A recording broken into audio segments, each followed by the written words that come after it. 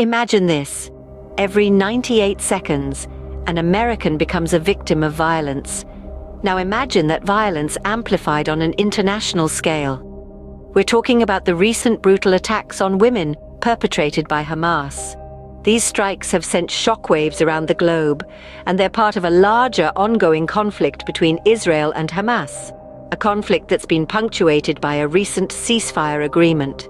But this ceasefire has been marred by these egregious attacks. It's a stark contrast. On one hand, negotiations for peace, and on the other, an escalation of violence against the most vulnerable. The scale and brutality of these attacks are beyond comprehension, the impact devastating. Women, often the backbone of our societies, are being targeted, their lives irrevocably altered. As we grapple with this horrific situation, we are left wondering, how did we get here, and where do we go from here? To understand the present, we must first delve into the past. Not so long ago, we commemorated the 60th anniversary of John F. Kennedy's death, a reminder of how one event can alter the course of history. Around the same time, Sam Altman made a triumphant return as the CEO of OpenAI, marking a significant shift in the tech industry. But as we were reflecting and celebrating, conflict brewed in another part of the world. Israel and Hamas, two entities locked in a seemingly endless struggle, reached a pivotal point. A deal was struck, a pause in fighting, the release of hostages, and safe passage for humanitarian aid. It was a glimmer of hope amidst the chaos. However, the agreement was a fragile one.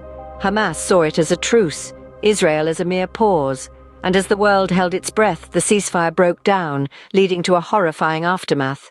Brutal attacks on women, the most vulnerable, caught in this crossfire. In the face of such brutality, the world watches, waits, and questions. What comes next?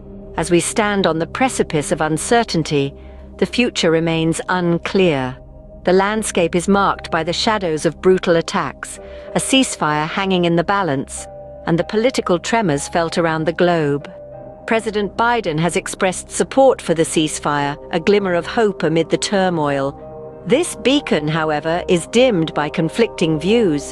For Hamas, the agreement signifies a truce, a momentary pause in their onslaught.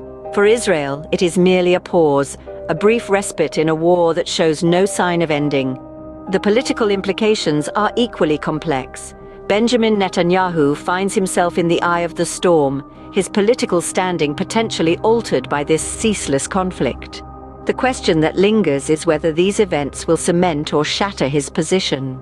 Yet, amidst the chaos and uncertainty, a question of paramount importance emerges.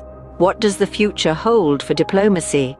Can negotiations prevail in the face of such violence, or will brute force continue to dictate the course of history? As we bear witness to these horrific events, we are reminded of the power of our collective voice. Our hope lies in the promise of a better tomorrow, a world where violence is not the answer but a relic of the past.